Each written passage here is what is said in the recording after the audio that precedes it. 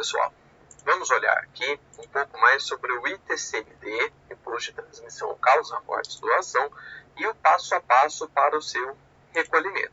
Lembrando que cada estado tem o seu ITCMD, então competência estadual, cada estado tem a sua legislação e o seu procedimento específico para recolhimento do imposto. Aqui estamos olhando especificamente para o estado de São Paulo, ou a declaração de São Paulo, do site da Secretaria Estadual local, tá? Mas cada um veja aí no seu respectivo estado ou como é feito o processamento dessa declaração para recolhimento do imposto.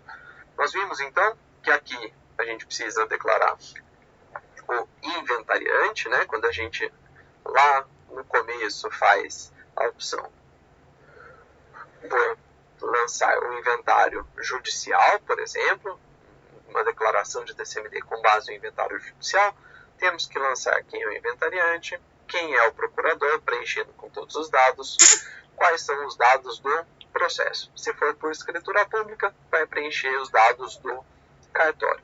O próximo passo é fazer a declaração efetiva do decujus.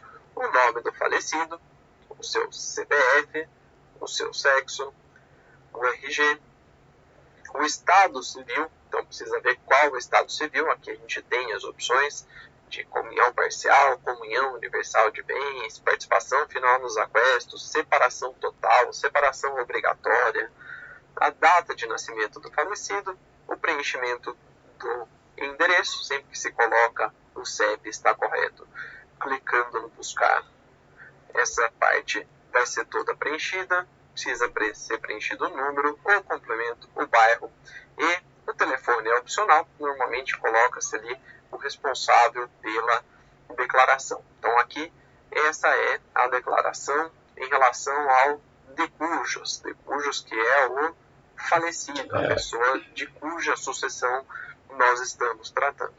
Aqui em relação ao local do falecido, não é o cemitério, né? Não é o local onde ele se encontra hoje em dia, é o último domicílio do falecido, tá? Então, quando se fala aqui em relação ao local, é o local do último domicílio do falecido. Depois disso, o que temos que fazer? Declarar quem são os herdeiros, e aqui em herdeiros nós estamos considerando os herdeiros legítimos, os herdeiros que decorrem da lei, e os legatários, aqueles beneficiados em testamento. Bom, na aba herdeiros, a gente vai declarar se são pessoas físicas, se ele está desaparecido ou não, o CPF, o RG, o nome, o endereço, se ele está no exterior ou não. E aqui nós vamos adicionando cada um dos herdeiros, tá? Então, sempre que preencher adequadamente todos os herdeiros, nós vamos adicionando. E vocês veem aqui que ele vai criando uma lista dos herdeiros beneficiários. Em herdeiros tem que declarar quem são os herdeiros legítimos. Então, eventualmente o filho, eventualmente a esposa, o neto, os filhos todos. E em legatários, especificamente, aqueles que receberam alguma coisa por testamento. Então, essa diferenciação ela é importante. Dá para você declarar em um lugar só os herdeiros e em outro lugar os legatários. E aqui a gente chega na parte mais trabalhosa, efetivamente, da declaração, principalmente para aqueles inventários grandes. Você já preencheu todas as outras abas e agora nós estamos na parte de bens isentos e bens tributados, tá? Em relação aos bens isentos, isso teve uma mudança recente e precisa ficar atento às mudanças no sistema de declaração, mas nós temos hoje em dia um lançamento único, tanto para bens isentos e bens tributados. Quem fala se o bem é isento ou não é o próprio sistema dessa declaração, o sistema da Fazenda Estadual. Então, hoje em dia não precisa mais falar quais são isentos e quais são tributados. Quem fala isso para vocês é o sistema. Você vai preenchendo a declaração de forma adequada com as informações que você tem. É importante estar com todos os documentos em mãos para conseguir preencher tudo. Essa declaração ela pode ser salva e você pode continuar depois. Importante ter número de protocolo e senha. Então, você vai fazer a declaração de todos os bens. Se a fazenda falar que esse bem, ele é determinado bem, ele é isento, ele vai tirar e ele vai colocar aquele bem na faixa de isento, não vai calcular o imposto sobre ele.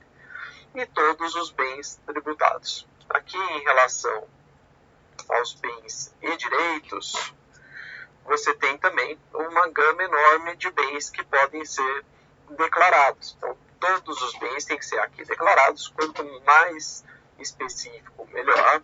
Às vezes, dependendo do tipo de bem que você coloca, saldo em conta bancária, conta corrente, conta poupança, por exemplo, ele não te abre a opção de fazer muitas declarações. Então, você pode, eventualmente, colocar naquela opção de outros bens móveis, então, aqui, outros bens móveis, e daí fazer a sua declaração mais específica. A maior preocupação da Fazenda é em relação ao recolhimento correto do tributo. Então, e quanto mais informações você fornecer a eles, mais fácil vai ser de fazer essa conferência, tá?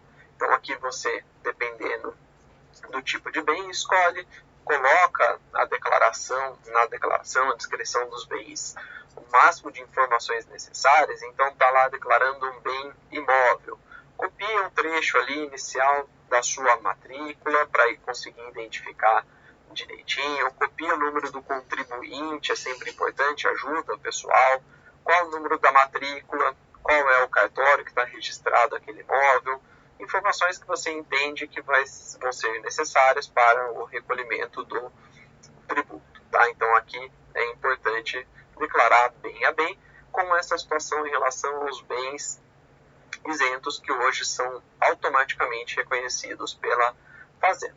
Mas apesar de serem automaticamente reconhecidos pela Fazenda, isso não quer dizer que a Fazenda reconheceu o direito. Nós já tivemos situações em cartório e inventário extrajudicial que, mesmo tendo o sistema da Fazenda reconhecida a isenção, nós tivemos que fazer uma declaração de outro bem, como outros bens aqui, com o valor daquele bem isento. Porque, dependendo ali da análise, aquele bem ele pode ser isento, se você analisar ele exclusivamente, especificamente, ou ele pode não ser isento.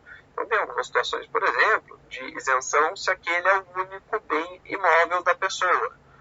Mas quando você declara esse bem exclusivo, a Fazenda vai entender como um imóvel de valor baixo, cuja isenção seria reconhecida, mas na sequência você vai declarar outros bens. Então, aquela isenção não se aplicaria. Então, tem que tomar cuidado, principalmente contas de valor baixo, isso acontece muito, mas a orientação para uma mais correta recolhimento do tributo é, eventualmente, ser reconhecido um bem como isento, você fazer também a declaração desse bem como outros bens, ou somar a outros bens, para que o imposto incida sobre aquele valor isoladamente reconhecido como isento. Tá? Então, esse aqui é um detalhezinho aqui importante para o recolhimento do tributo. Então, vocês veem aqui, em relação à escolha, se a pessoa escolheu, por exemplo, um apartamento, aqui ele precisa fazer a descrição do bem. Então, a descrição do bem tem que ser feita aqui que você põe os campos detalhados, qual que é a descrição do imóvel na matrícula, qual que é o número do contribuinte, qual que é o cartório de registro de imóveis. O que é importante também nessa descrição? Você entender quanto do bem está sendo declarado. Se eu sou dono de 50% de um imóvel, então o falecido aqui ele era dono de 50% do imóvel, eu preciso colocar 50% da fração ideal do imóvel tal. Quando eu declaro 50% da fração ideal do imóvel específico, o que eu preciso tomar cuidado? Eu estou declarando só a parte dele. Daí aqui na tela, em relação ao percentual transmitido, se eu declarei, por exemplo, que eu tenho 50% da fração ideal, que é o total do bem daquele falecido, em percentual transmitido, eu vou precisar declarar 100%, tá? Então, tomar esse cuidado. Ou o que eu posso fazer é, na descrição, colocar 100% do imóvel, e se a pessoa só tem 50%, ela é só dona de metade do imóvel, aqui eu vou colocar em percentual transmitido 50%, tá? Então esse é o detalhe também que é muito importante para preenchimento da declaração. Mas sempre, quanto mais informações, quanto mais conseguir declarar, melhor. Então aqui a descrição, o número do IPTU, o número de contribuinte, o valor, todos aqueles valores, valor que você efetivamente está utilizando. Valor venal, valor venal de referência, valor de avaliação e percentual transmitido.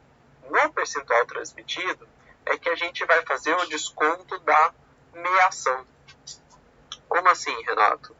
Vamos imaginar que a pessoa ela é dona, ela era casada em regime de comunhão parcial de bens e ela é dona de um imóvel adquirido durante o casamento. Esse bem vai para inventário? Vai para inventário. O quanto do bem vai para inventário? 100%. 100% vai para inventário. Mas quanto desse bem está sendo transmitido?